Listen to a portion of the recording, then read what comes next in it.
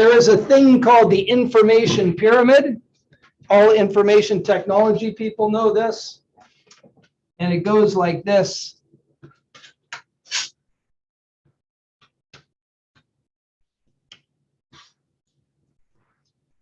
The lowest level of the information pyramid is data or data. And that's just bits of information, irrelevant, totally irrelevant. They're just bits. They have no meaning unless you connect them all and make sense of it. If you get enough data and you start gathering it into logical groups, it actually becomes information, right? So if you looked at me and you said, man, white, blue, those are just data points. But if you connected them together and you said white man, blue eyes, brown hair, another data point would be 66. So if you said white man, blue eyes, brown hair, 66, now you're starting to get some information about the thing known as Alan. But you still don't know much about me. You have some data and you've connected data points to become information. If you studied that information and you could spell, if you hung around long enough, you'd get some knowledge about the creature known as Alan, right? You'd start to get some actual knowledge about this creature. And then the more knowledge you got and the longer you sat with that knowledge, you'd start getting understanding.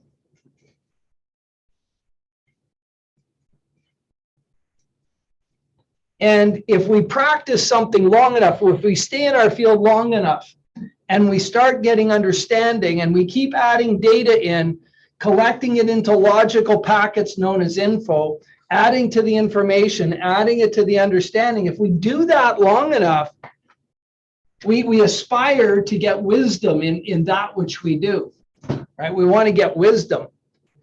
And if you're making decisions, when I was doing security work and international development work, we always tried to get clients to make decisions as far up the pyramid as possible. The higher up the pyramid, you can't see that. The higher up the pyramid you make the decision, the better the decision, because it's not based on data. Data comes at us. So in this world we live in, we're inundated with data all the time, right? We're just getting this constant stream of data at us. And it's not much different when we're with a client. We're getting a ton of data coming at us, and we're trying to use our gifts to turn it into information, knowledge, and understanding about the client's condition, right? And if we practice our craft long enough, we start gaining some wisdom, right? So we know that certain packets of data lead to certain info, lead to certain knowledge, lead to certain understanding, and lead us to wisdom, and therefore we can help our client. Technology, all those little devices you guys run around with and I run around with called smartphones, added a new layer to the information pyramid. And this one is disastrous. This lower level is called noise. And we are inundated with noise because of our smartphones, our smart devices. It's just coming in our heads whether we want it or not. If you're walking down the street, you're going to see bus backs, you're going to see bus shelters, you're going to see signs on wall, that's noise. You're going to see, walk by a newspaper stand, you're going to see newspaper headings, that's noise. If you happen to be driving in your car and you listen to the hyperly biased Canadian Broadcast Corporation, that's going to be noise that's coming in your head. None of it, unless you take it out, those sources are so robust in their messaging that they bypass data info and they go in our head as what we believe is knowledge, but it's not. My mother-in-law, she's in her late 70s, we were at Sunday dinner and she was talking about reading an article in the Toronto Star that had she read it a couple months ago, she would have read it differently. But when she took all the paragraphs out that were making unequivocal statements, she realized that the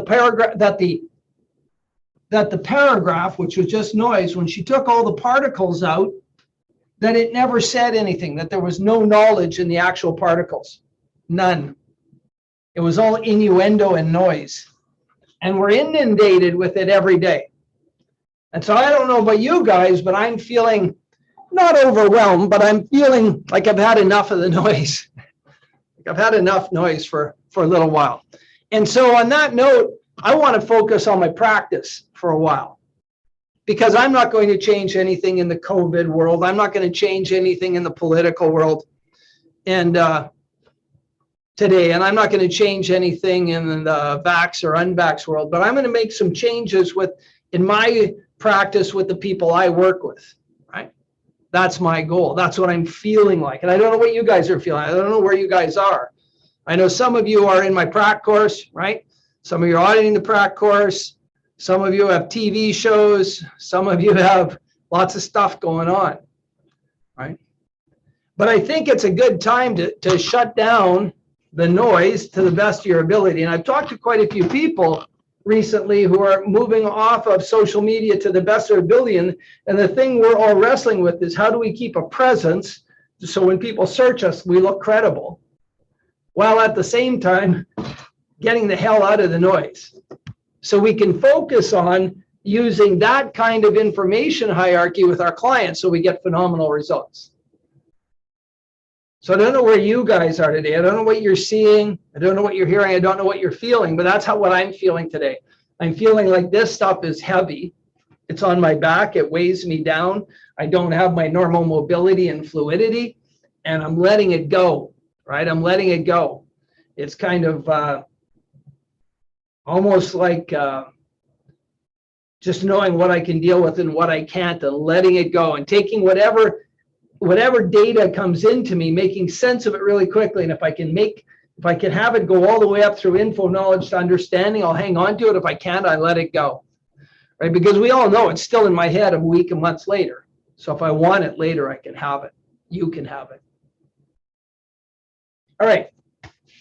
So the title of tonight's presentation was Unraveling, Unpacking, and maybe even Demystifying Sequencing in NLP.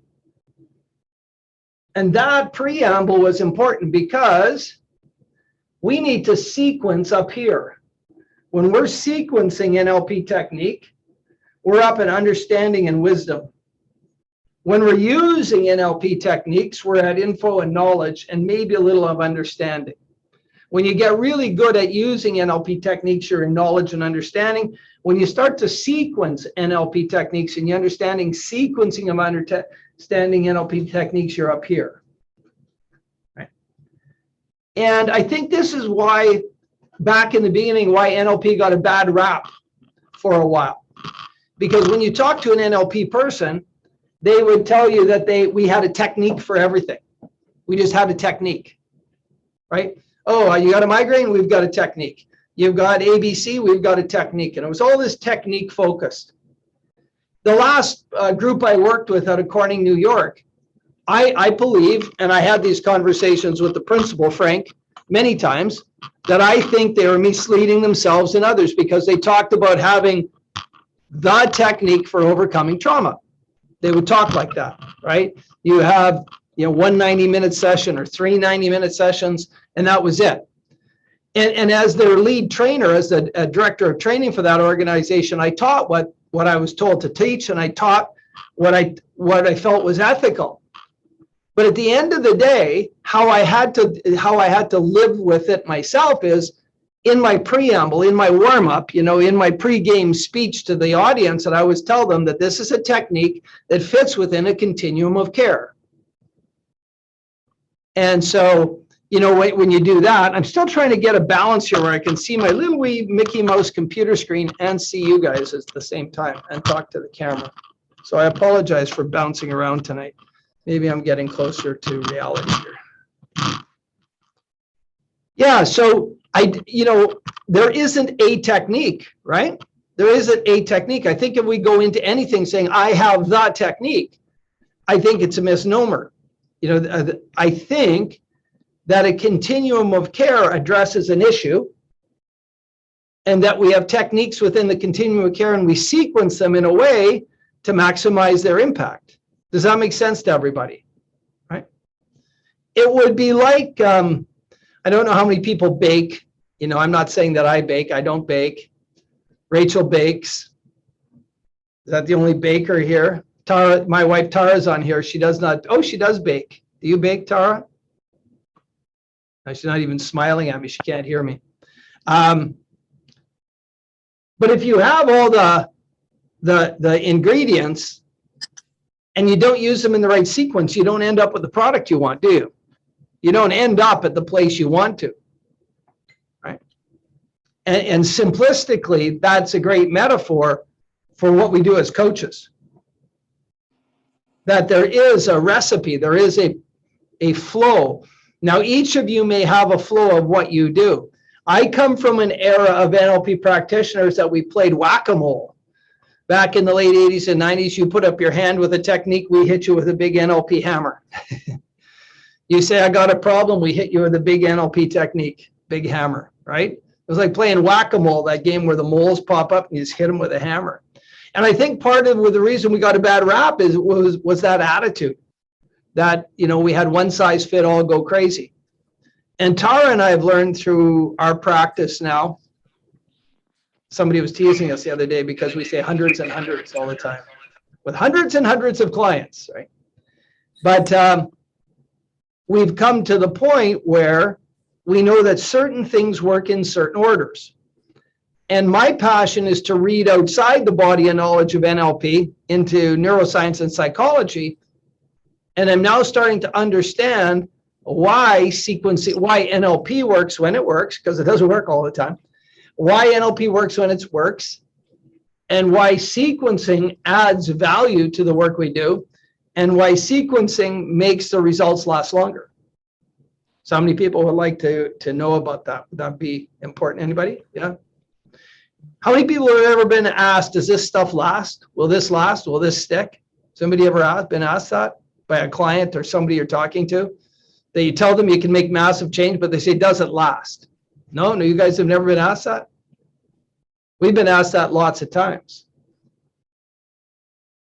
I get asked that about NLP or about EMDR, if it works or if it lasts.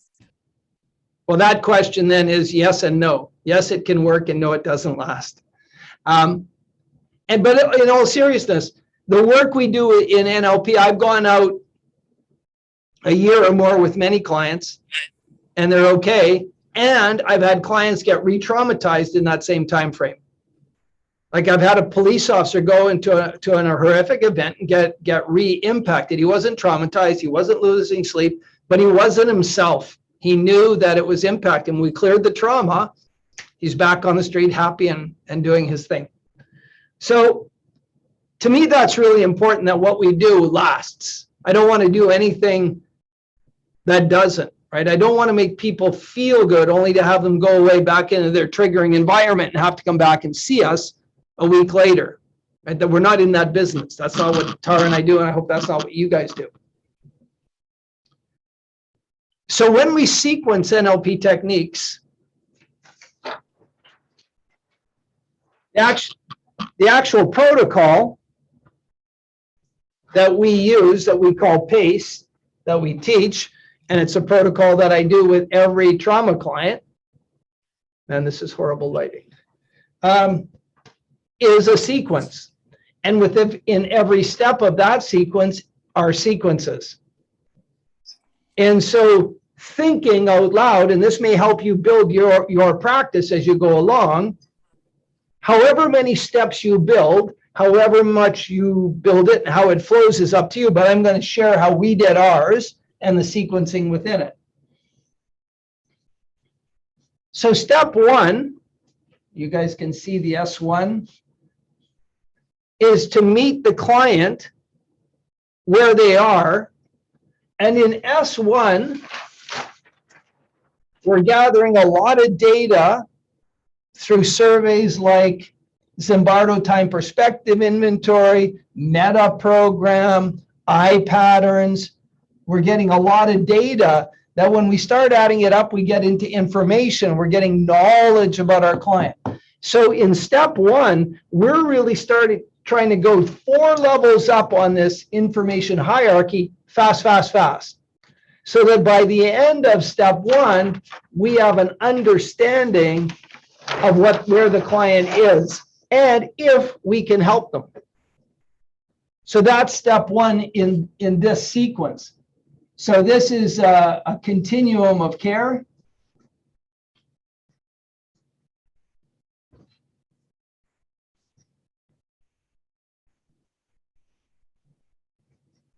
You can call it whatever you want. We call ours PACE, continuum of care. Then in step two, we unload a lot of baggage. Based on what we learned in step one, we know that when clients come to us, they have stuff that needs to be let go of, baggage. And this is emotional baggage. And you guys know that as anger, sadness, fear, hurt, and guilt. And any other emotion that's a complex equivalent. Now, I would argue out loud and loudly that these two steps in the sequence set up the conditions for success.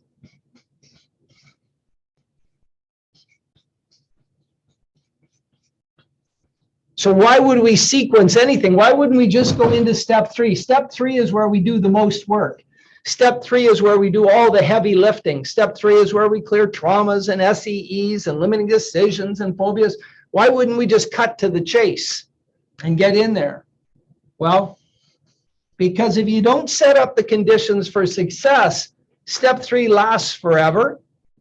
It can go on and on and on because you don't know what you're going to work on, which we establish in S1. You don't get rid of the impediments to getting into step three, and you have a hard time getting to the material things you need to work on in step three. So these two steps set up the conditions for success in this continuum course. So this sequence from here to here to here set up our ability to actually do the hard work here. Now, all of our clients and all of your clients come in, they have a story, a narrative they're telling themselves and others about where they are in life. When you get to this part, the narrative before you get to that dotted red line is normally quite negative. And the narrative before you get to that dotted line is an at effect narrative.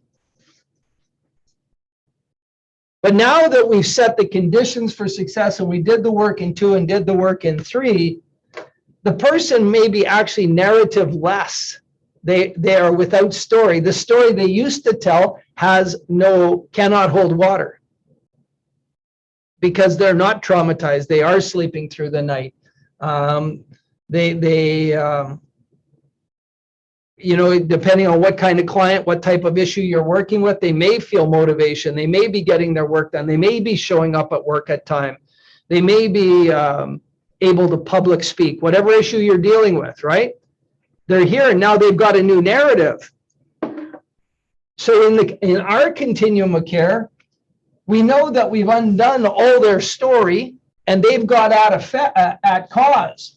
So now we're on this side of the line where they are at cause. And we need to help them get fully connected to being at cause. So this is where we start wiring and firing. Sorry? Can you repeat what step 3 is again? That's the heavy lifting. That's the deep, dark places. That's traumas, significant emotional events, adverse childhood events, phobias, limiting decisions.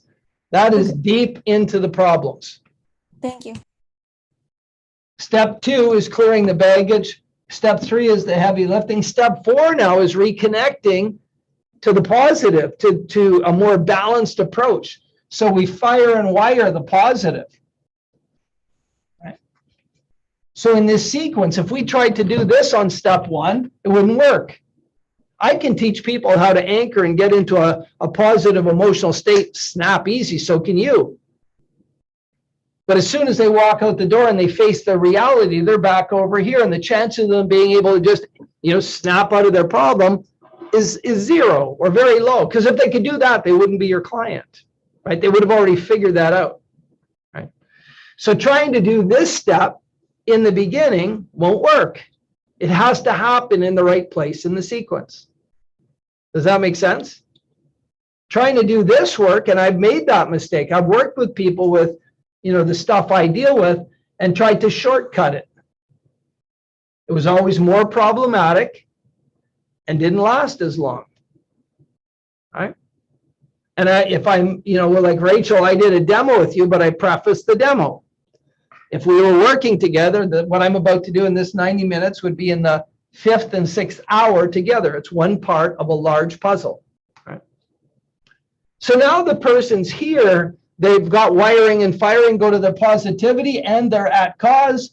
Now in step 5, we do values, because we believe doing values in step 1, a lot of schools of NLP will tell you to elicit the values, the problems are in the values, adjust their values. I have never, ever successfully, me personally, you might have, I'm not arguing with you, I've never personally solved the problem by just adjusting values. Because there's always stuff, right? There's always, this is a highly technical term, there's always stuff, right? That needs to be worked on too, my experience. So now we do values in step 5. Now we do goals. Now we do what are called prime concerns, addressing the prime concern. And now the person can go out and practice their new boundaries, behaviors, and beliefs. Boundaries, beliefs, and behaviors, beliefs, boundaries, behaviors.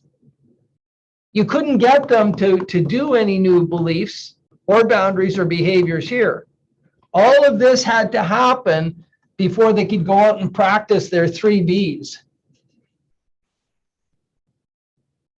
There are 3 Bs.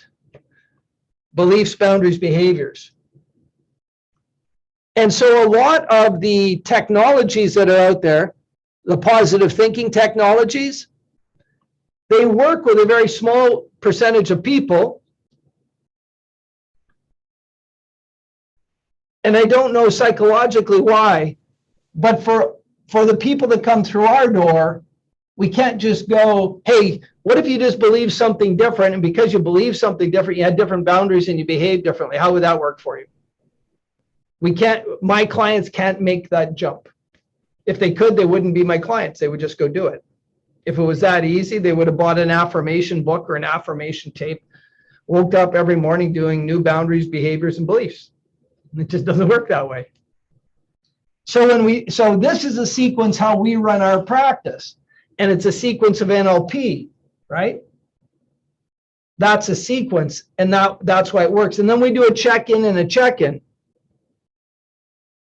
The 2 check-ins are not subtle. They're very important. Just one sec, Kristen, I'll come around. Or Rachel, I'll come around. The 2 check-ins after step 5 fit into the understanding of how new habits are made. They say that you need 21 days to practice something for it to be a habit. We take a 28-day break for the people to practice their new beliefs, boundaries, behaviors. Then we check in, then we do another 28-day of cycle. And in the tasking, we're actually tasking them to do their new beliefs, boundaries, behaviors. So they have 2 cycles of 28 days to practice. If you add that to the 3 weeks of change, so step 1, 2, 3, 4, and 5 take 3 weeks, 21 days, we have 3 21-day cycles.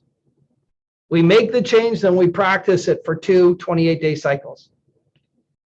And that's why the sequence, you can't practice new boundaries, behaviors, beliefs when you haven't done the change work, right? So you can't do these 2 cycles of practice without this work. And it's like anything in life. You can't drive across Canada in a car unless you get a driver's license. You can't get a driver's license until you do driver training, right? Can't have a passenger car in your car after dark unless you've completed so many hours. So everywhere there's a sequence, and yet I've seen a lot of NLP practitioners, because the tools are so powerful and you can create such effective change, and how we teach it's part of the problem, I think. Because we teach a technique and then you guys get into pairs and you practice a technique and wow, you get some impressive results, right? And so some of us go out and we practice technique on problem, just bang, bang, bang, bang. Even though like schools of NLP, like I'm from, the Tad James School, and Kristen's from Kim's school, but it's a Tad James School. Always teach a breakthrough. Always teach a flow. Always teach a sequence, a beginning, a middle, and an end, right? So that's at a fairly macro level, right? But if I take any one of those steps, so when the client comes in on any step, S1 through S6, I'm going to meet them where they come in the room and get an understanding of where they are here.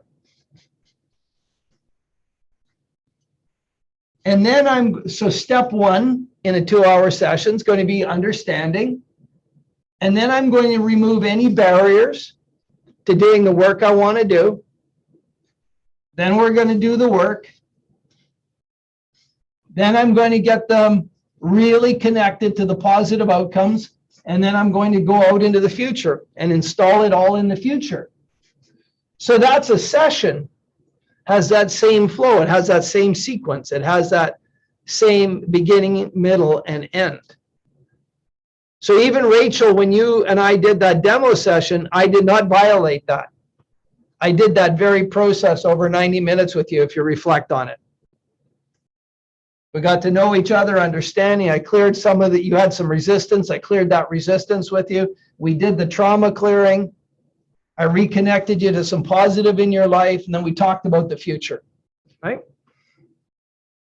And that's, for us, for me, that's a sequence. Now, you might come up with your own sequence, right? You might come up with a sequence that works 89 times better. And if you do, I would hope you'd phone me and share it with me. Because I've said it to so many people. The work I do in trauma right now is the very best technique in the world in research. But if somebody walks through that door and shows me a technique that's faster and more effective, I'll drop what I'm doing in a nanosecond. I have no problem, right? But so far, nobody's come through the door with something that's faster and more effective and less intrusive on the client, all right? So here we go, now within sequencing, within tech. So this is a session, right? So even in the session, it has all those steps. But in every step, we're going to sequence the NLP techniques. So when we take an NLP technique, most of our techniques start with understanding, whether we're eliciting submodalities or root cause or whatever. There's an understanding, always, followed by doing the work. And then if you're doing good technique, you're going to do confirmation that the problem is no longer a problem in the past. And you can do that in positions 3 and 4, as in timeline therapy. And you can do it in the present, in the now. So now, as you think about that problem, and then you can future pace it. Go out into the future. So in a single technique, we still have a sequence of how we work. And again, I have witnessed enough people working and coached enough coaches now to know that treating these confirmations lightly is a mistake. They are affirming to the client that the problem is no longer a problem, and to the client's unconscious mind that it's no longer a problem in the past, and it's no longer a problem in the now.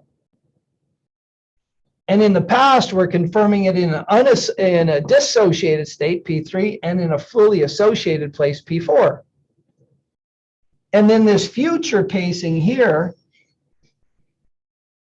if I've learned anything that I didn't know in 1990 when I first studied NLP, is future pacing is gold. So in the sequence of the technique, being able to understand what's going on for the client allows you to pick the right technique, the work, and deliver it expertly. You can't deliver that expertly without being able to do the understanding. And you can't do the understanding without having your sensory acuity fired up, your rapport fired up, and your personal understanding, right? So here we have sensory acuity. And we have rapport. We have our curiosity. We have our respect for their model of the world.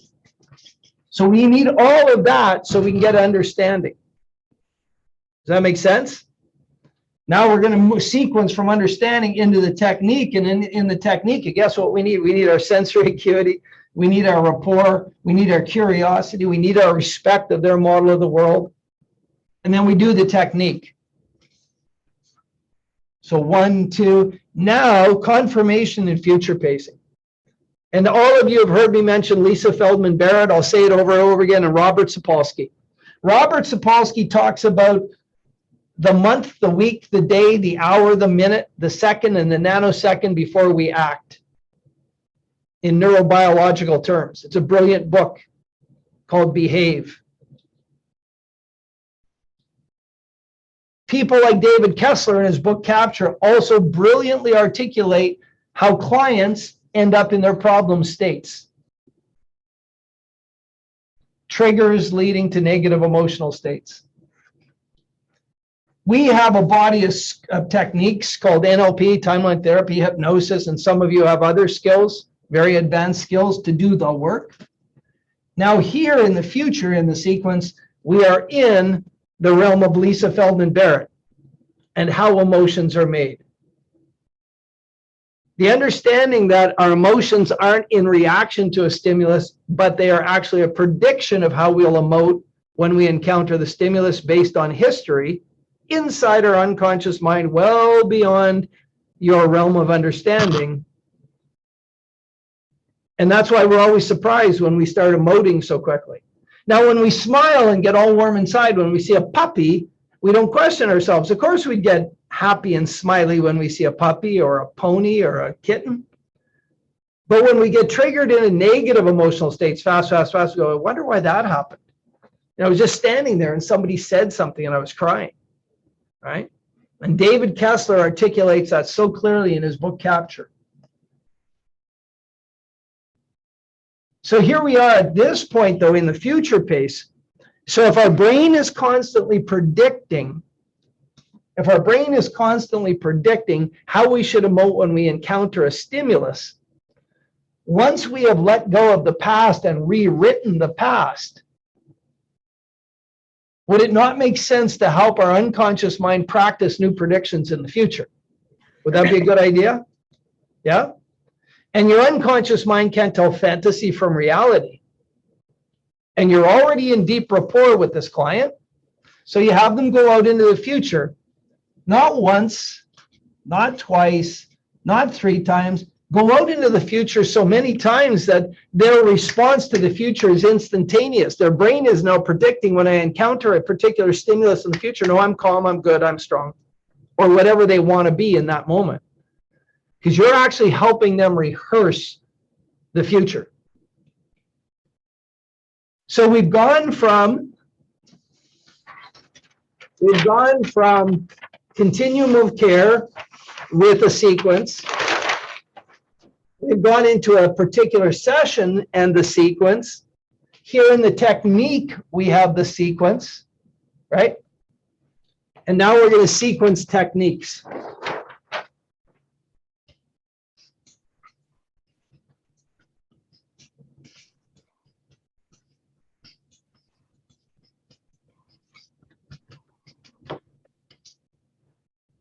So Tara and I were working, and we have the fortune of coming home and saying, man, I had a really tough client, but I did this and this and this. And then I just threw a curveball. I did that.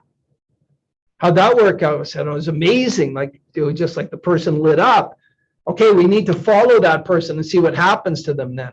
And as I, if it's me presenting to Tara, then, I come back to her a couple of times. No, it's still working, still holding. And I've tried it with 2 other clients who worked brilliant. Or if it's Tara coming to me, say, no, I can't believe it. I'm doing it with, I'm going to do it with my next 5 clients.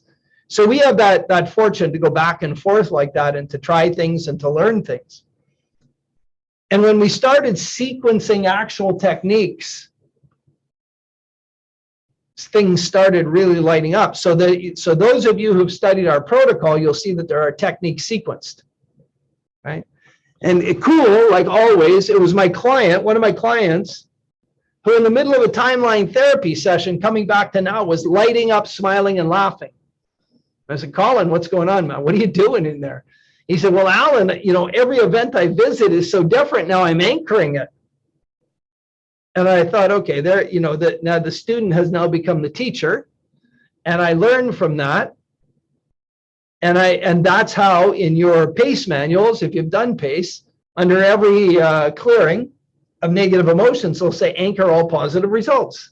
That came from that client. So when we are letting go of negative things, when we're letting go of negative, when we're doing negative events, the first technique we use is always the biggest technique that is appropriate for the problem. When we finish that big technique, we're going to future pace the results that they had. So they go out into the future. Then we move to a medium technique that helps to lock the change in. And then we'll finish with a small technique. And I call anchoring a small technique because it's fast and it's easy to do, right? So a big technique would be something like timeline therapy, core transformation. So timeline therapy being negative emotions 1, negative emotions 2, trauma, limiting decisions. A big technique would be core transformation is a big technique. A big technique would be a submodality belief change using traditional NLP, right? Submodality belief change. A big technique would be, what else would be a big technique? I think those would be the big techniques. I would call those, I'm sure I'm forgetting one, but those are big techniques. So medium technique, let's say that we're clearing some negative emotions about a person has regarding the interaction with another human being. So we're using timeline therapy as the big technique to let go of negative emotions and maybe any decisions that came out of an interaction between two human beings. A medium technique might be, as a technique, perceptual positions. So let me change my marker here. I don't know if you can see this. So timeline therapy followed by perceptual positions.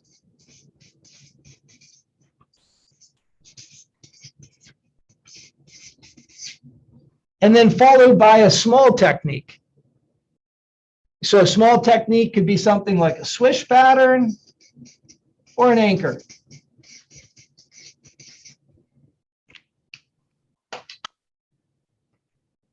When you look at the sequence of the technique, the big technique goes back and deals with history. And within that big technique, you're going to have a sequence because you clear the past, you bring them to now, and then you future pace it, right? So even within that technique, there's a sequence. Now we're going to go to a technique like perceptual positions. And perceptual positions is rehearsing an interaction in the moment, in now, and imagining meeting that person sometime in the future. So when we let go of big negatives, the focus on the first big technique is really the past. And the focus on the intermediate is in the present and future. And the third technique should be mostly about the future. Oh, wait, there's a sequence. Past, present, future, right? And so that creates a lock, but it creates it at many, many, many neurological levels and neurological pathways. The negative emotions of the past, their pathways, those neurological pathways are minimized or disconnected. the neurological pathways in the present and the future are now reconnected and rewired in a positive way. And then the future pacing is firing and wiring neurological pathways to positive outcomes.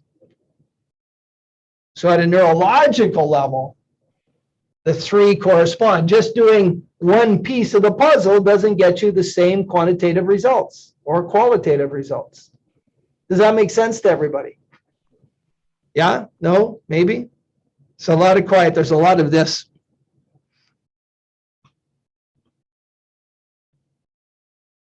And then when we're installing positive events, when we're reconnecting to the positive, we do the opposite. We start with a smaller technique, we go to a medium technique, and we close with a big technique. So step 4 in pace, is all about this. This is step 4 of pace. So small techniques would be anchoring, peripheral vision, right? Medium techniques are kinesthetic swish, a static state,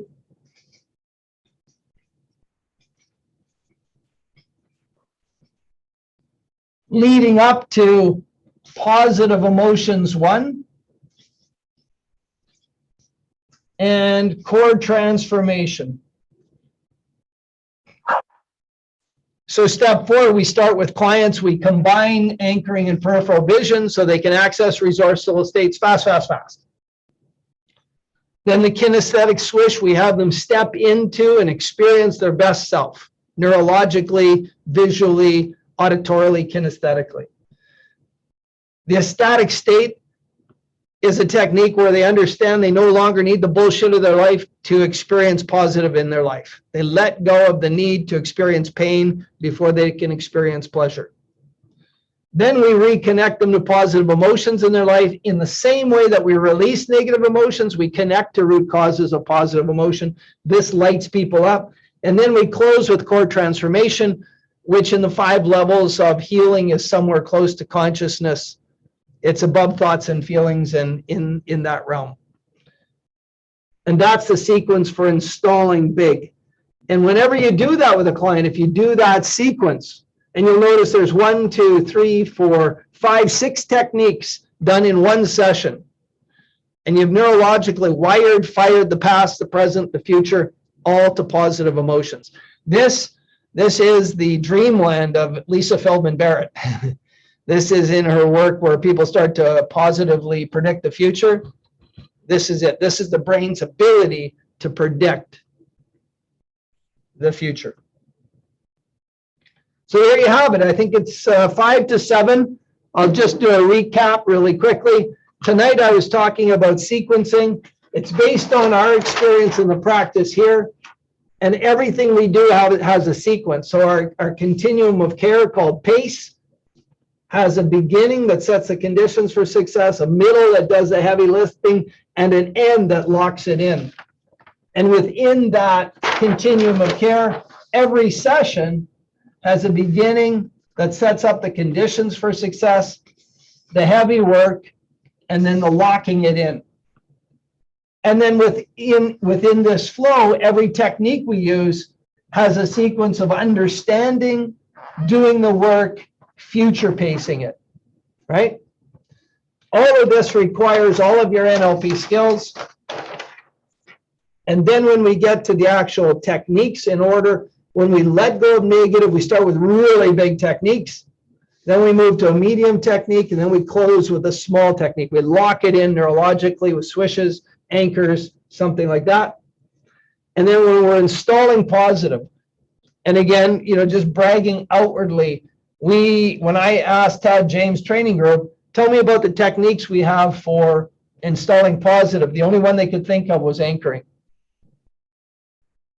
And we've developed this whole protocol to reconnect the positivity. And our experience has been, you may have a different experience. Our experience is this is very positive. And so that's how we do it. Let's open up the floor for questions. Tara, my whole technology failed me tonight. The big screen TV broke. It's not running. The little screen TV would not start up. It's not running. So I'm staring at a camera, staring into my laptop. And you guys are like this big on my laptop. All right, ask me questions or ask questions about something else. I have a question. Go. For PACE, you were saying there's 20-something day periods of practicing and implementation, that they're still meeting with you through that time? They report in. They do self-evaluation every day during the 28 days. We have a self-evaluation card, and they look at themselves, their relationships, and their career in up to 6 different areas. And they rank and so them. they just submit that to you, and you don't have like a live call necessarily? No live call, and depends on how you run your practice. Because I'm dealing with trauma, I get them to submit it every day via text. And I have anywhere from 6 to 12 clients on the go all the time. So I get 6 to 12 texts with cards, and it makes me happy to see them. That's really And I just give them a thumbs up, or if I see a trend, I say something, or if I perceive there's a need, I'll say, hey, do you need to talk? But that happens rarely. The 28-day cards actually give you great evidence that the person's making progress. Because when we start with people, right, they're self-evaluate. One of the questions is, did you do your best to be happy? And so many of our clients can't even imagine being happy. So they're at 0, 1, 2, 3, or 4. And as they move through the 56 days, they're at 7, 8, 9, 10. Wow. All And you right. see that, it's documented, it's in your hand. That's really helpful. I had one more question. Oh, but you answered it actually, since I was thinking of it. Cool. Other questions? Carrie Fisher. So all of this could be done in just one session? All of which? Like you can make a breakthrough with a client who has extensive trauma in one session? No, that's what I was saying at the beginning. I would never do that. I can clear a particular episodal trauma in 15 minutes. You know, I can do a trauma intervention, takes us 15 minutes with the trauma protocol, 20 at the outside. But the reason the person's traumatized is because of stuff that happened in there long ago. Mm-hmm. So the first 2 steps in PACE, that's 2 hours and that's 2 hours. We only get to trauma in hour 5 and 6. And these 2 set up the conditions for success. Yeah. So those hours though, do you break them up like once a week, or do you do them 5 consecutive days? Well, that's a good question. Tara's left the room, so she won't roll her eyes at this. I had a client who was heavily traumatized, a friend of mine. I asked her to come to my office at 9, and we did 10 hours of work in a 9-hour a day, because, you know, you don't have all the banter back and forth. Once you get to work, you're there. So we did 5 2-hour sessions in one 9-hour day in my office. Yeah, it was pretty intense. I've done a lot of 5 2-hour sessions on consecutive days. It's still pretty hard going on the client because you're making massive neurological changes, right? Massive changes. But I've had people, like I had a woman fly in from Norway, I had a couple fly in from Nevada, I've had people fly in from Florida, from California. They can't stay for 3 weeks. They're going to stay for 5 days. So I'm going to do all 5. I'm going to do a 5 2-hour session every day. It's not as good because you need 24 hours for a change to go into long-term memory, by and large, as a generality, right? So the work you need to do today, for it to become long-term, you need it to go into long-term memory over a 24-hour period minimum. So when you're going back to back to back to back to back, it's very tough. The normal way we do it, and the way we prefer to do it, is 2 2-hour sessions every week. So Monday, Thursday, Monday, Thursday, Monday. So in under 3 weeks.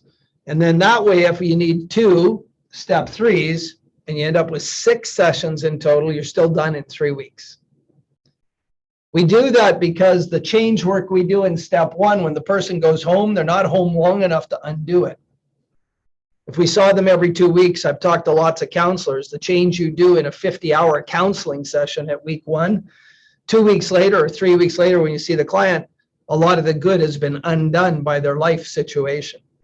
So the gap, if we do this every couple days, step 1, wait 3 days, step 2, wait 3 or 4 days, step 3, is long enough for all the changes to go into long-term memory and the neurology to get used to it, and short enough so the chances of them getting dragged into a very hyper-negative past is less. So those 5 2-hour sessions happen in under 3 weeks. Does that answer your question, Carrie?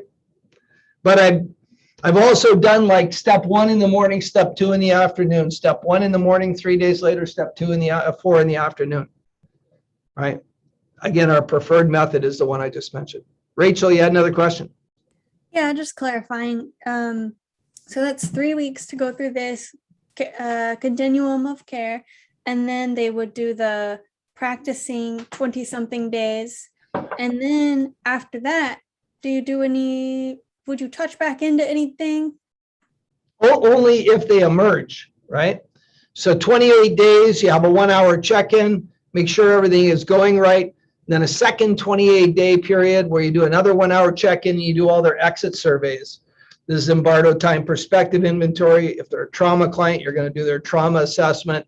You're going to see their cards. You're going to check their behavioral evidence, right? And if anything's coming up, you can deal with it. But I call the clients clean at this part because you've done so much work here that the stuff that comes up, and we all have stuff, right? We all have shit. We all have stuff. The stuff that comes up, though, is far more identifiable. Mm-hmm. And you can do a very intense session. You know, you can do a 2-hour session on a piece of stuff or a 1-hour session following a flow. So you would do your 3 weeks and then a period of 28 days monitoring, and then a second period of 28 days. Yep. And then you would do maybe a 1-hour session. Not maybe, absolutely. The exit interview is a 1 hour. So the exit interview is 1 hour, and in that 1 hour, you touch on everything that could have come up. Well, if something big has come up, Rachel will book another hour and a half, or another 2 hours, whatever we need. So I don't have a lot of stuff come up because my doesn't- clients come to me for a specific problem, and we're focused on the problem, and the problem they come to me isn't the problem anymore. Right? What do you do when they want to work with you for an hour during their 28-day periods of practicing? Well, the client isn't leading the process. I am. So I'll check in with them, and I'll do a quick understanding. What is the problem? I might tweak something quickly, or I might just say, we'll check on that in 28 days. Mm-hmm. You know, I'm at that point, because when the client says, hey, I want to work on something, the client's presenting me with new data and information. I've got to move it all the way up to wisdom and say, okay, what do they really need at this moment in time? Yeah.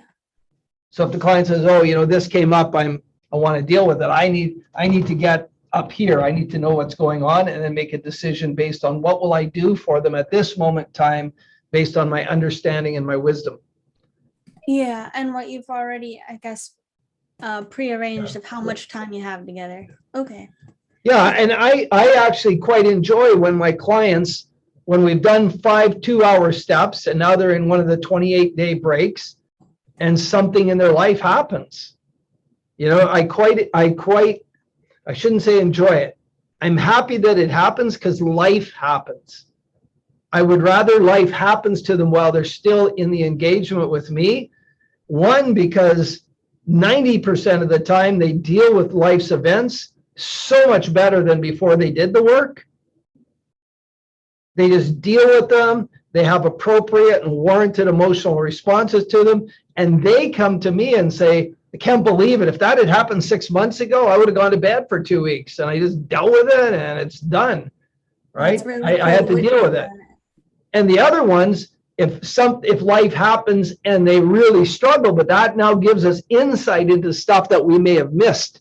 And so we go after it. We clear it up.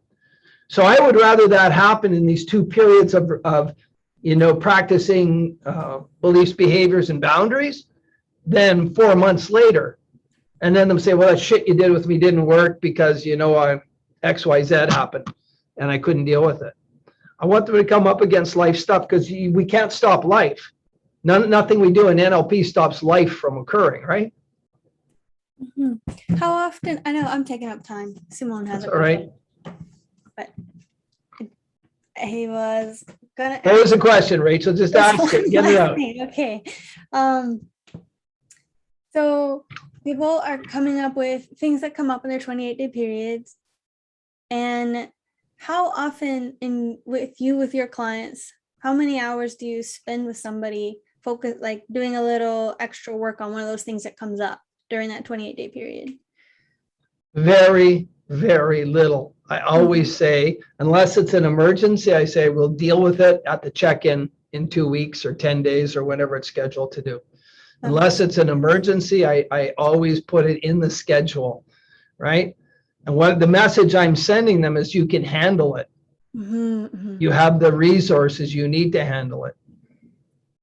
Okay. And often after the 5 2-hour sessions, I'm now asking them, if you were giving advice to somebody, what would you tell them to do? Because they have the resources inside and they have access to the resources to handle it. You know, part of their life experience may be not accessing their own resources. So my goal then in the 56-day period, the 28-day periods, is to have them start accessing their resources. I'm more interested in that than fixing problems for them at that point. I don't want to create a dependency on me to fix problems in the future. Yeah, where they come to you to fix everything, right? That makes sense. Yeah. Thank you. And I have had police officers who had another horrific event happen, but they called me right away. It was a 1-hour session. We literally bullshitted for 35 minutes.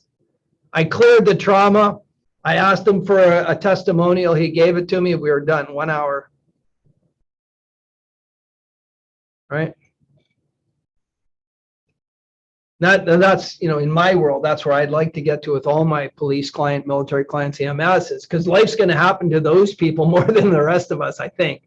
Right? When you're out on the street seeing the stuff they see every day, something's going to happen. I just want them to put up their hand and say, I got a bobo. Can you fix it? And I'm going to say, okay, tell me what happened when you got the bobo. This guy had a real bobo. He didn't need a Band-Aid, man. He needed stitches. Tanya, you're leaning in. My sensory acuity. Now you're doing a Charlie Brown face, which means you just drank buttermilk. I'm just doing my payroll. You're looking at your payroll? I just have to do my payroll. Yeah, there you go. That'll make me grimace too. All right. Any other questions? No, you guys are a quiet group. Simone, how are you? I have a couple of questions, if you don't mind. First of all, thank you for going through this. Every time we go through this, it establishes it a little bit deeper. So thank you so much.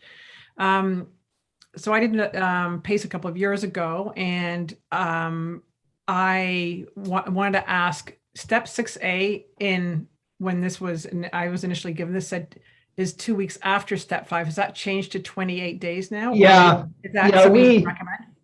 When you took the course, we were in one of those periods of testing. Mm-hmm. I would suggest to you that depending on your client, how fragile they are at the end of step 5, you may want to book in at 2 weeks. I would recommend that you always hold out at least 21 days because that's a period of building new habits. And I don't have clients, I rarely have clients I have to intervene within 28 days. So yeah, the short answer is you did the course when we had a 2 week and then 4 week, and we're just going 4 and 4 now, Simone. But again, discretion at the end of 5. If you have a client who you think you need to check in with at 2 weeks, but again, I'm getting cards every day. How you'd run your practice, how you run it. I get a kick out of seeing the cards, right? And they become quite humorous sometimes. Some of the clients have great sense of humor, right? Well, I think it's a great idea. It holds them accountable, which is fantastic. I think it's a great idea. So that's my one question. The second question is, on the most part, I do a full PACE program with people. Very occasionally people ask about a single session, and I'm just wondering, how many single sessions do you do as a one-off? Very rarely? I don't do any. Only time I do a single session is for two reasons. One is it will be a demo session like I did with Rachel, but the demo session will still have all the working parts. I will not shortchange the working parts. I will do all the working parts of the session. I'll get understanding, deep understanding. I'll get in deep rapport. I'll already know all their sensory acuity tells for unregulated emotions, everything before I initiate the work. I'll do the work as thoroughly as I can, and then I'll future pace it over and over and over again with them to ensure that what I did stuck. I will never shortchange the process. And Rachel can attest to that. So demos are one times that I'll do single offs. And then the other ones I'll do single offs is if a person calls in 3 months after I've worked with them and say something's come up, and I'll do a single. And I think I talked about Inception in August or July, my Inception protocol. And an Inception protocol is just this. It's this idea. But with Inception, I'm doing some very specific sequence of techniques, and I'll have that tape again, or I'll do another Inception. And I stole the name from Leo DiCaprio off his movie. Full disclosure, because he would go layers within layers within layers. And again, a client taught this to me while I was working with them, and it was actually another very senior NLP trainer who's very good at NLP training, called me, and his life was coming unraveled fast. And I did a technique within a technique within another technique, and then came back out of those 3 techniques and sequenced out very quickly, 90, 110 minutes. And it just blew his brains how deep we went and how we got to a place that he had never gone before, doing all the NLP he'd done, and all the he is an initiate as well. So he's been through rigorous levels of self-evolvement, and that's the only other time I'll do an episode. Right? And when you do a single episode on those times that you do, how much time do you allot for that? Because I find 60 minutes is a little tight. I never ever do a 60-minute session except the 2 check-ins on pace. I can't get,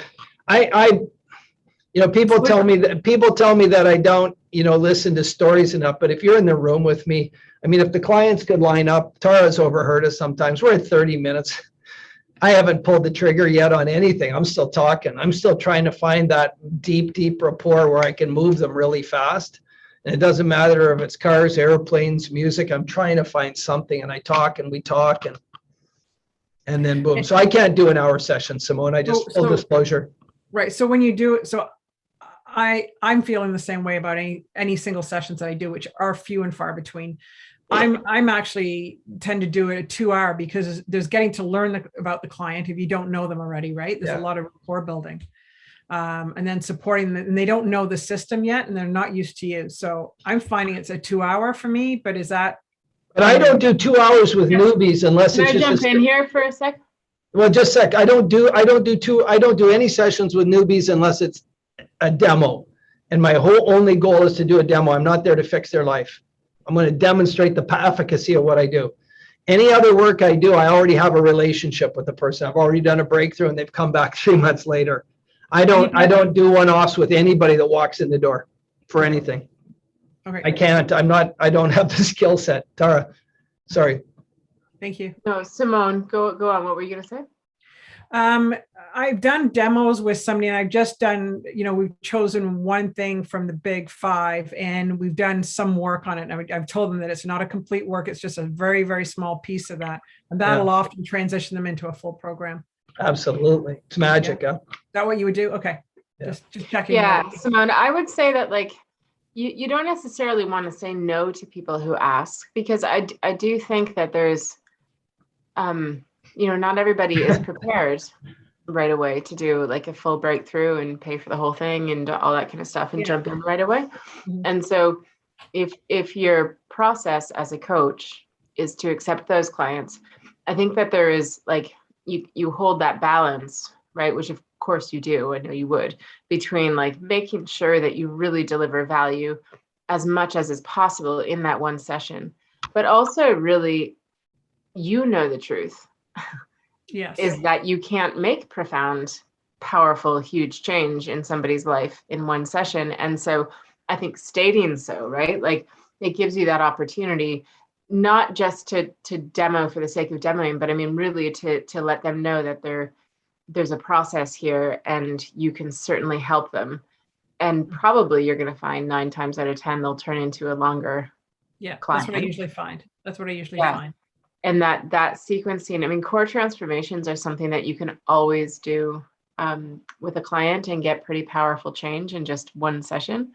We have lots of research that supports long-term change with a core transformation just once or with one and a follow-up one. About a core transformation from this model, though, the beginning when you invite the part in is to getting to understand the part. Then asking it what it wants is understanding the part. And I could parse it out at any depth you want in our work from NLP. Then the work of actually going back on the timeline, doing all of that, and then you future pace in a parts integration. So when you look at all the moving parts within the core transformation, there's a sequence of things happening, right? Very deep. You're bypassing the reticular activating system in the introduction by embracing the part. It's a very, very layered technique. And what very subtle. The starting point is where you get, so when I'm mentoring people doing core transformation work, I spend probably 80% of my time focused on how to find the right part to start with. That's what makes or breaks the power of a core transformation, is where you start. So just, you can, in one session, if you nail the like, get exactly the right part that is, so you're ahead of the problem and all that kind of stuff, then you're going to be able to get a really powerful, profound change. I'm teaching that, by the way, guys. I've just put my dates down. December 10th and 11th, I'm teaching the core transformation course. It's just a 2-day, like a 10 hours, 5 hours a day from 3 p.m. until 8 p.m. because we've got a bunch of people from New Zealand and Australia who are going to do it. So we're trying to balance the time changes. Are you doing mentoring separate from teaching core transformation? Are you doing separate mentoring? Yes. Okay. Yeah. I work with the Andreases, and so I do separate work with them. That is just core transformation. And this course with the practitioners, though, do you do some mentoring with like us as practitioners in a separate from the actual training of the core transformation? Yeah. Okay. Yeah, for sure. Yeah. And it's like $395 or something to do the $395, I think, or $350. It's $395, Tara. It's $395. But for you guys, we would do it for $350. No, it's $390. Nope, it is. I'm putting my $350 for anyone that's part of Abundant Coach or part of, cool. Yeah, who's like a paid Abundant Coach person, is $350.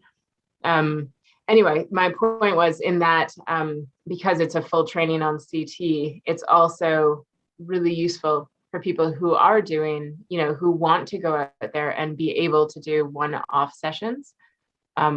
It's a really, really good thing to learn the full, big, expanded core transformation. Okay. Thank you. Also, both. Yeah. I'm going to just share with everyone right now, because this is a good group. Lee is here, and Lee and Sue is here.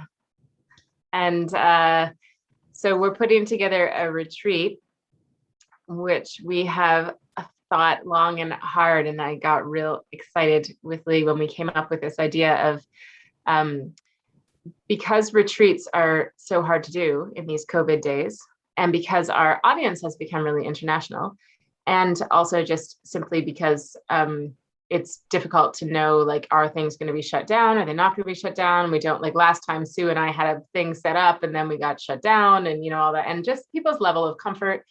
And we want to be inclusive. We don't want to be differentiating between vaccinated and unvaccinated. So for all of those reasons, we thought, well, why don't we do a retreat? So what we're going to do on November 27th and 28th is we're going to have people go on solo retreat.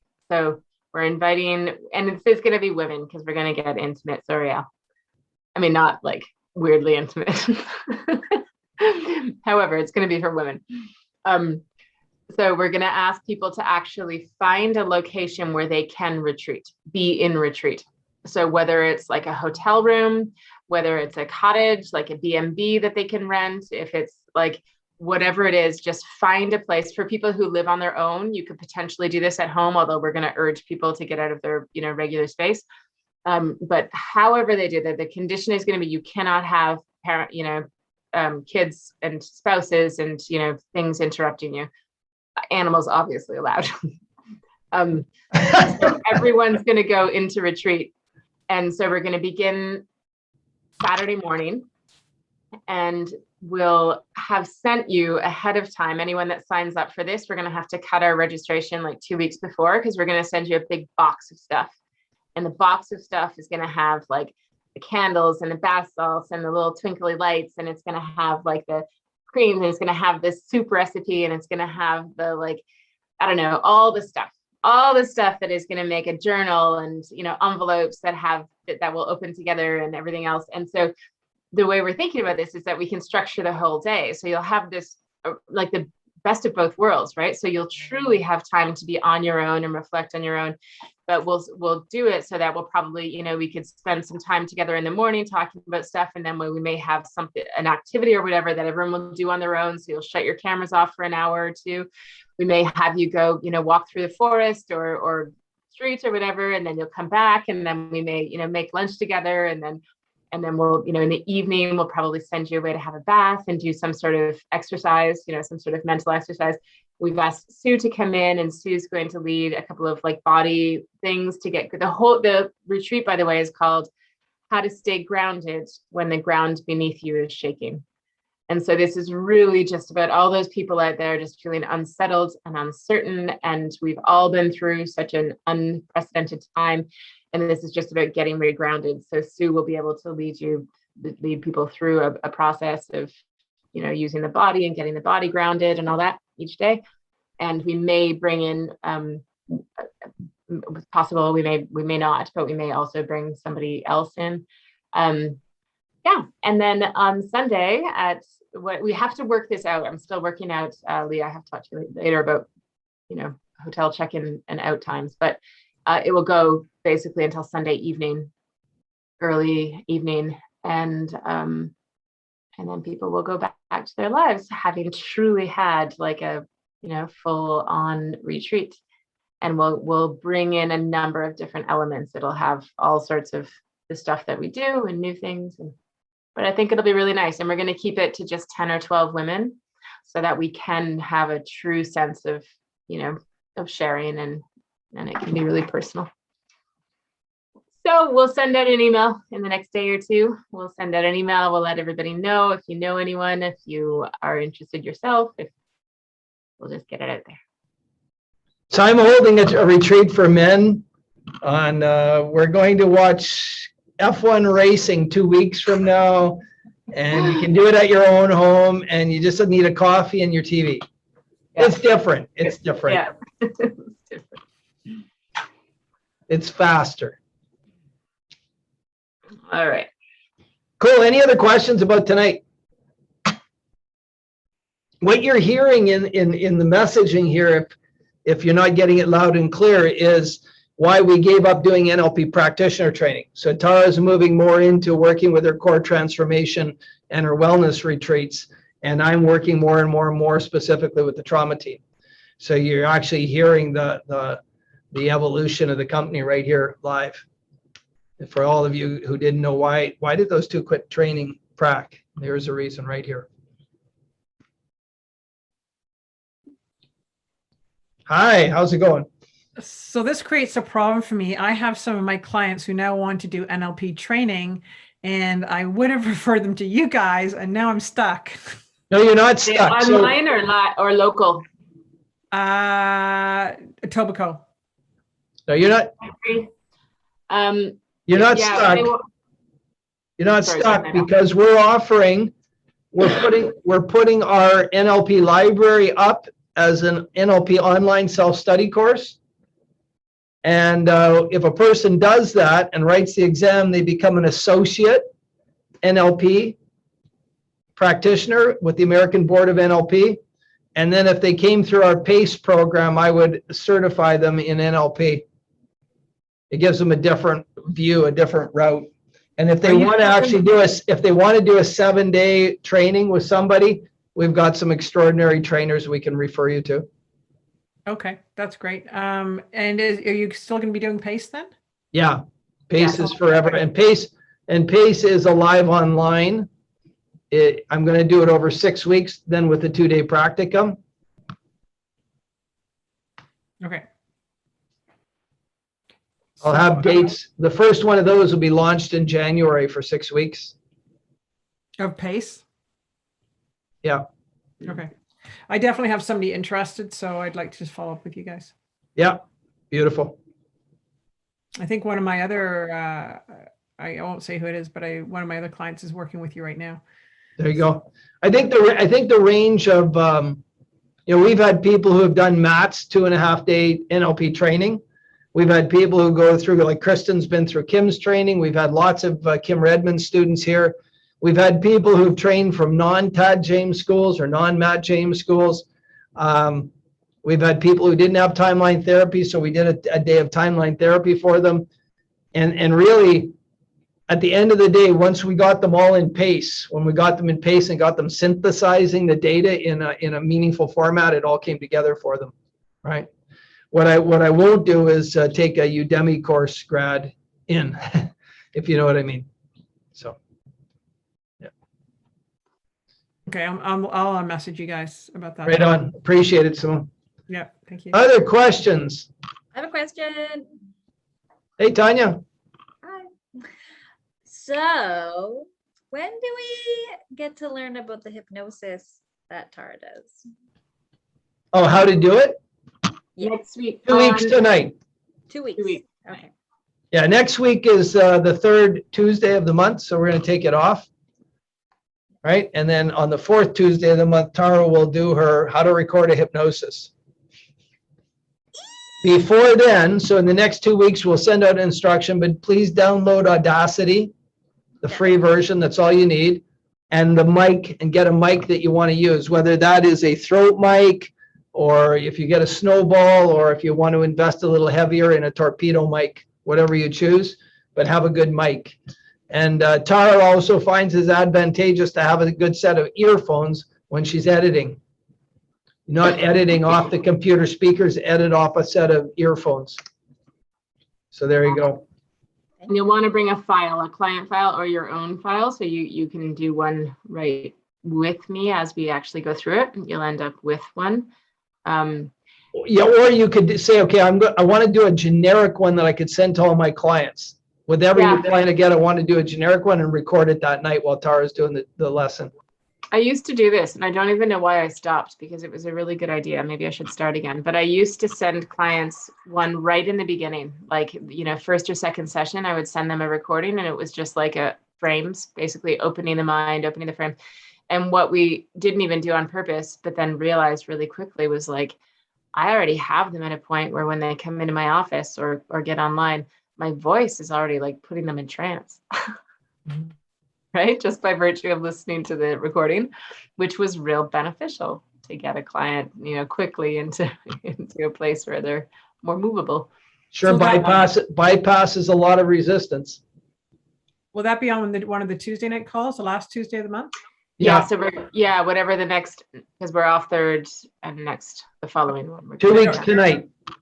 And are earbuds enough? Yeah, If you earbuds want. are fine. Yeah, for sure. Okay. And then one of the other sessions we're going to do in November is I have been requested a couple of times we're basically going to send you a file. So if you sign up for this Abundant Coach, we're going to send you a PDF that will be an actual anonymous client. We'll take one from a few years ago or whatever. And we're going to, so the whole form, like the whole, whatever you call a booklet, is like all filled out with like a real client. And we're just going to go from like, I'll probably do one and Alan will do one. So, you know, we joke all the time about the difference between us, but it's hard to explain and probably confusing for those of you that are working with me. But we're going to walk you through the process. So it's been requested just to like, okay, what notes did I take, and what, like, how did it all, and why decide to do this here and not this, and why did I skip this, and why did I stay here and do, you know, 3 hours on step 2 instead of, you know, and all the notes, you know, what did I do when I saw this thing? And so we'll actually just go through an entire breakthrough together, and you guys will have the PDF so you can follow along. So we'll do that in November. I don't know when.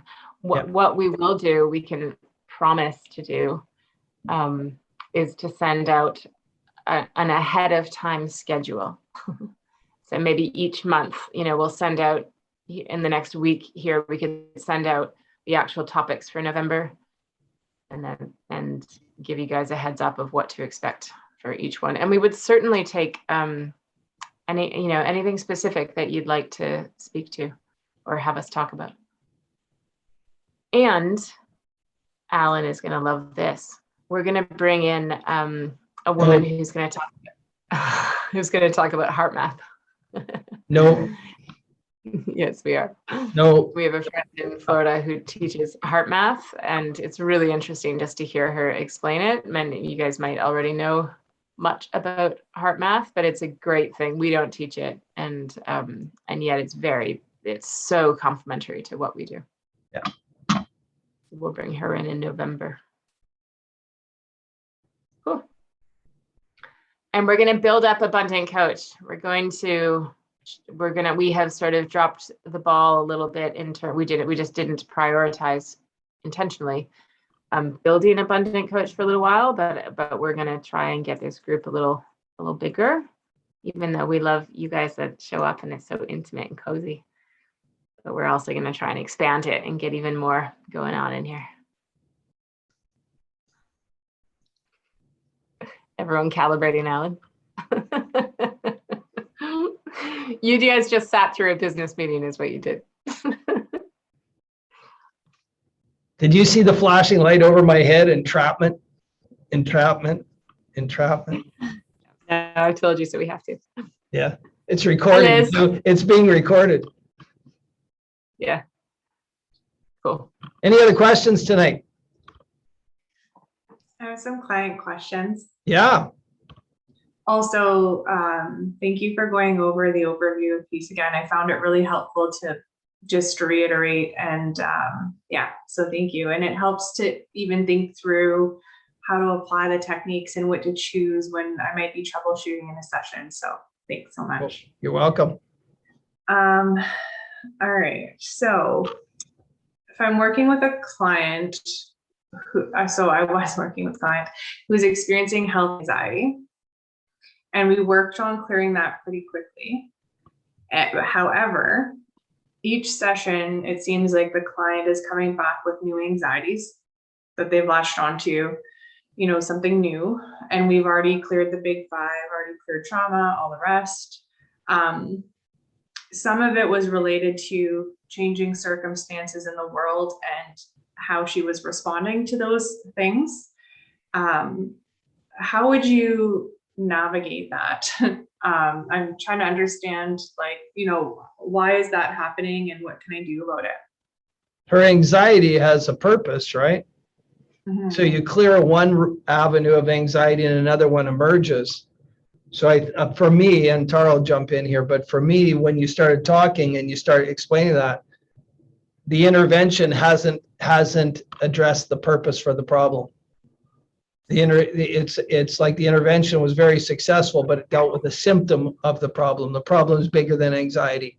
It's deeper than anxiety. The root cause and the purpose of that has not been addressed. That's my immediate reaction. So I would go back to page 4 or whatever it is, the 9 questions. Yeah. Sorry, Tara. Tara? Did I lose you? Did I lose everybody? Yeah, my connection is unstable. No, I think it's me. You're living? You're living with two boys playing Minecraft. Of course, your connection's unstable. Yeah, Tara, I would say the same thing. I would say that clearly the issue is sort of one level deeper than wherever you've gotten the anxiety to. So it's going to be hiding. So you know you're dealing with a very, very well adapted, flexible, sophisticated part that is, you know, years into evading detection. And so you've got to assume that wherever you've dropped to in terms of dealing with the anxiety, you need to back up. So you can think about backing up as like backing up in time, right? So it may be like if you've already elicited the strategy for the anxiety, you might need to back up the strategy to get 10 seconds before wherever you started last time. So wherever you picked up that strategy, likely it was already, there was a strategy running that precipitates that strategy. And you've got to back up in time until you can get to that initial, like the part that like the strategy or the self or the part or whatever, that feels compelled to move toward a state of anxiety. Because chances are, if the anxiety just keeps popping up in different places, it's by the time you've reached anxiety, you're too late. The problem's already got a hold. It's already got a handle, right? So you want to stop working with the anxiety itself, and you want to start working with the part that's generating the anxiety, which could be a part that simply doesn't trust, feel safe. But safety has got to your goal, and it has to be safety in the self. You've got to get them back to trust in themselves. I mean, we've talked, you know, I've talked about this before, Tara, but like that sense of you can't predict, you cannot falsely tell the mind that there's nothing to worry about. When it comes to health, you never want to give your client a sense of like you are healthy when they may not be healthy, right? That would be terribly irresponsible to get somebody to a place where you say, you know, don't worry, there's no reason to worry, there's nothing wrong, you are all that stuff when you really don't know. So what you need for that person to no longer have anxiety is they must be able to anticipate not being in control and trusting that whatever may come up, whatever they face in the future, they have the resourcefulness to respond in the best possible way, in a way that will allow for them to continue to be okay, to have the strength or the courage or the whatever, right? So you've really got to make sure you're working at, you cannot control whether or not you're, you know, whether, I don't know, whatever they're afraid of. You can control your response to that. You don't need to worry about it. In doing so, you're diminishing their chances of ever actually getting sick, right? Because they're not going to be worried about it, which is in fact going to create a state of health, which then, and it all goes into this sense of trusting the self. So chances are, if you just sort of redirect the focus a little bit ahead of where it is now, you'll nail it. There, as Tara was speaking, two techniques came to mind to me that you've done PACE with us, right, Tara? So we did these in PACE. One was the drop down through, and one was the logical levels. There's a great Tara, you found it. It was Tad James dissecting Richard Bandler releasing anxiety in a woman using logical levels.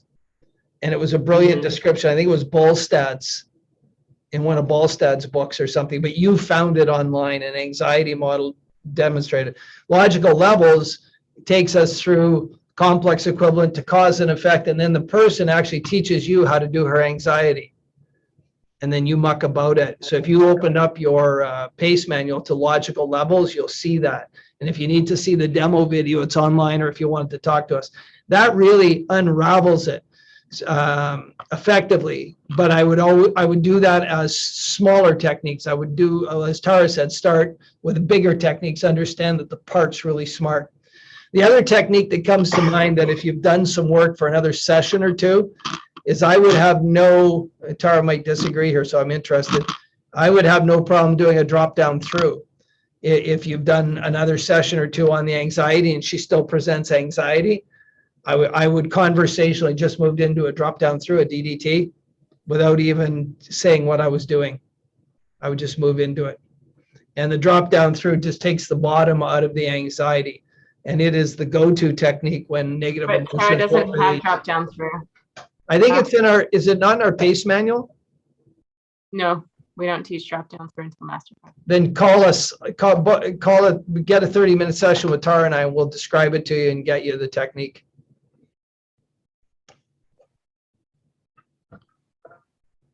So if I'm understanding correctly, the first thing to do is to go back and like reelicit the strategy and just sort of have her rewind the frame just a little bit before.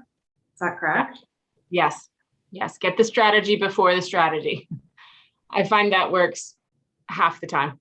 50% of the time, it's just like, oh, holy shit. It's actually the strategy that triggered the strategy. That is the one that is causing all the grief. Yep. Yeah. And then you blow out, like once you find the strategy, you've got to, so say it's like she feels anxiety, you got the strategy for anxiety, but then you back up and you realize that it's a destabilizing feeling. She gets some sort of like destabilizing, unsafe feeling or something. And that's what actually leads her to then the anxiety. You've got the strategy on the anxiety. So what you get now is the strategy that causes her to feel unsafe or destabilized, right? Yeah, that's what I was saying. The anxiety is a symptom of, in Tara's example, the destabilizing strategy. Anxiety is just a symptom coming off it. So you're clearing individual, but you haven't got to the root strategy. And what does she believe about herself such that she has to destabilize? Does that make sense? Yes, it And does. you're gonna, yeah, and then you're going to clear that. And I would also clear the emotion right before the destabilizing feeling, because it could be something quite like a sneaky feeling. Like it could be just something mild. Like sometimes it'll be like, I just start to feel off, like unsettled. Like I have people, they'll just like a fluttery sort of like off feeling. So it's not being described as something like despair or rage or, something that would be notably like, holy moly, we got to get rid of that. It's just this like really light sort of thing. When you go to clear that emotion or that experience as they describe it, just before that feeling of unsafe or whatever it is, you're likely going to get into a really deeply rooted belief, right? It's going to be a complex equivalence of some part. Like it's going to be some sort of belief that was probably really young. And that often will end up being if I were to lay my bets, they would go back to a belief that they don't believe is going to be, it'll be like one of those, like, I don't know why I'm here. I don't know what, like one of those ones. And then they'll get learnings from that and it'll be powerful. When Tara says sneaky emotions, there are some people who, as soon as their life feels good, their internal alarm bells start going off that I must be missing something. This isn't the way my life goes. And they do some pattern, right, that leads to some negative emotion. So it is a sneaky emotion you're looking for. Which is something she said. Oh, very good. Yeah. Yeah. Lee. Hello. I have a very interesting client. And so I'm doing step 2. And when I elicited the timeline, her past was in front of her and her future was behind her. But then she said, well, it's in my head. And then it was kind of moving around. And I'm like, okay. And, we pulled it out. So it would, what am I trying to say here? Implies a line, and yet it didn't feel right. So I said, okay, is it possible, go back? Is it possible that, and asked her, is it possible that your past is behind you and your front is, and she said, yes. So we tested that and that felt right to her. So is that, because she was just doing a whole bunch of weird stuff that I'd never experienced before. Yeah, you know, all the First Nations people, if you ask any of the First Nation people about their past and their future, and they will tell you that their past is in front of them because you can see your past and you can't see your future. It's behind you. Okay. This is a cultural conditioning. You know, since the day you're born in our culture, you're told that your past, your future is ahead of you. You know, our language, right? Our whole, you know, Your future's all in front of you. yeah, you know, all the world. Anyway, so we're conditioned for our future to be out there in front of us, but it is not. There is absolutely no law saying that that makes any sense beyond the fact that we tend to work with people who are conditioned that way. But there would be loads of, I mean, if your stories are different, if your cultural stories are different, then that would be different. So I think that we just really, like, what you did was perfectly. You just kind of swing. If it feels uncomfortable, just make sure it's uncomfortable to them, and that you know, not you. Right. So long as it was, yeah. Because I was going to go with it, but when she said it was behind her, the past was behind her, but then she said, well, it's now bending through my head. And I thought, okay, this may not go well, given that scenario. And then I'll tell you what happened after this. So we went in to do anger, and she went into a traumatic response. And it was genealogical. So it was her grandmother who she'd never met. And okay, yeah. So I can tell you what I did, and then maybe you can tell me if this was because it appeared and felt traumatic for her. And she wasn't, like, you know, and so I did peripheral vision, got her out, because she couldn't, you know, I tried to reframe higher, farther back. She wouldn't, you know, the emotions kept coming in. And so I cleared it as a trauma. Yeah, good. Yeah. That's exactly what you should do. Okay. Yeah. Okay. Even as so, if somebody won't leave their trauma, you got to clear it. Okay. So even though she never met her, it was her, you know, it's okay that it wasn't a trauma that. Here's the thing. Memories are encoded in protein, just like every other function that your body does. There's nobody in this room or any other room, including Frank Bork and all the PhDs I talked to on the road, can actually tell you what's happening when you're doing the trauma intervention or any other NLP technique to the proteins.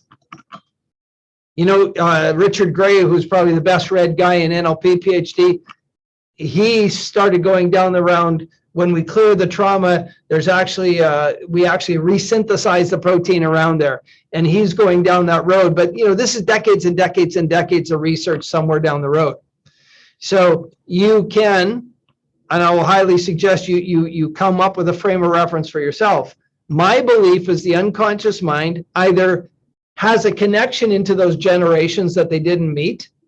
So their ancestral history is passed down through some sort of genetic expression, and therefore their unconscious mind has that memory, or their unconscious mind creates a memory so they can heal.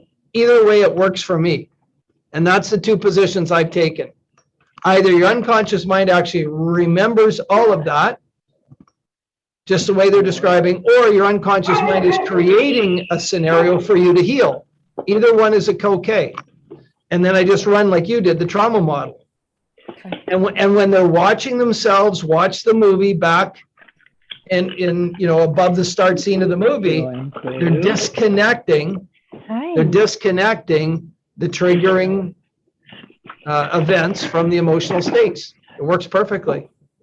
And the test is, after you've done the trauma clearing, is their SUDS at, you know, under 2. And if they're under 2 and she no longer has all that reaction, then you did the absolute right thing. She went from 10 to 3, and then I got her down to 0, but she was still really emotional. What was the emotion, though? The emotions of trauma are fear, terror, and helpless. And normally when we clear trauma on somebody who's been heavily traumatized, they may be sad or they may not have grieved. Trauma also often prevents us from grieving. When we're traumatized, we're hypervigilant, we're hyper aware, we don't get sad and we don't grieve. As soon as we clear the trauma, I've cleared so many traumas where people break down and weep. And I say, good, let it go. And that's what I said to her. And that's what I felt and saw. It was because it was so not what I've experienced. And I think because she had a lot of trauma that she's repressed in her own life, she hasn't allowed herself to feel anything.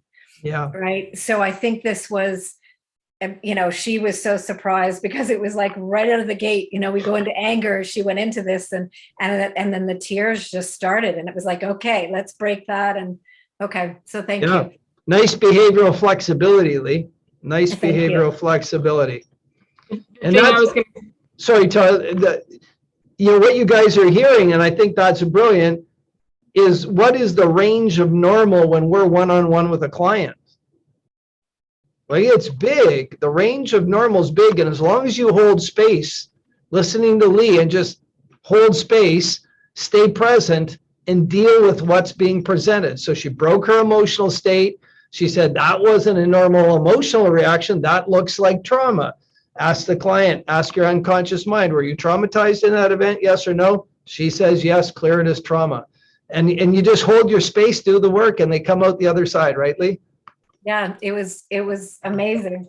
And it was even, at the end, she then, I said, okay, so drink a lot of water. And, it was the end, she's in Europe. So it was the end of the day, drink a lot of water, and you might want to have a bath and just let yourself process this.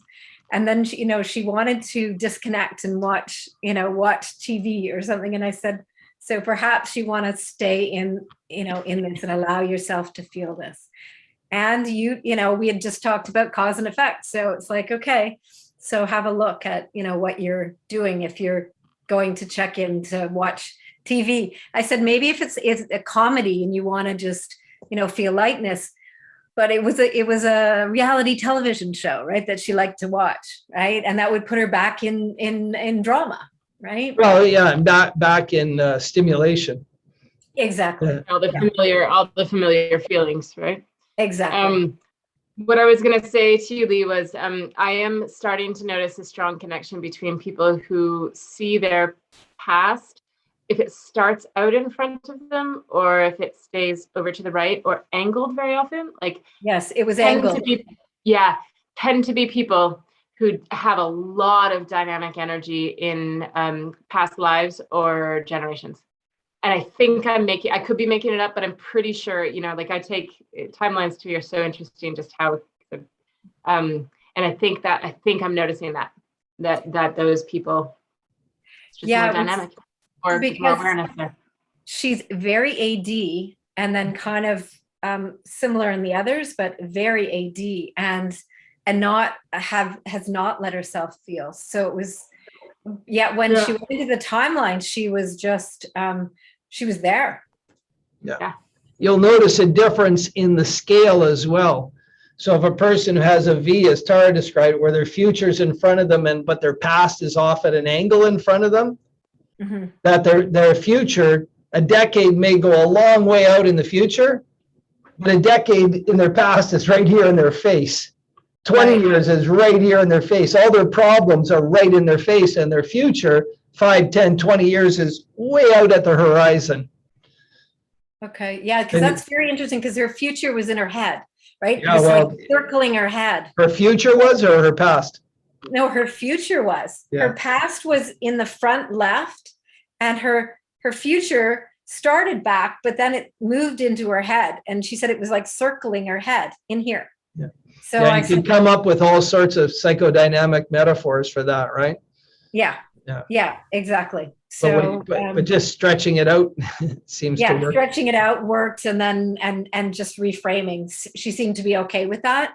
So I thought it would be an interesting one to bring up because it was something I never experienced. So thank you.